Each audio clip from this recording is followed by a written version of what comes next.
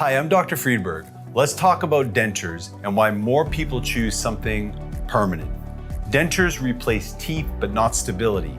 They sit on the gums, they move, they shift, and over time, the bone underneath shrinks. No roots, no stimulation, the jaw fades.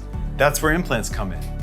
Instead of sitting on the gums, they go into the bone. They act like real roots, which means they don't just hold teeth, they help protect your jaw. Dentures, removable, unstable, limited power. Implants are fixed, they're secure, they're designed to feel natural.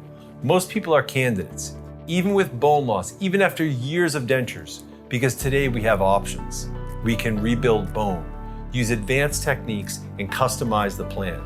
Replace implants, attach fixed teeth, so you wake up with them, eat with them, live with them. No slipping, no adhesives. There is a process: planning, imaging, placement, healing, but the outcome: stability, confidence, freedom.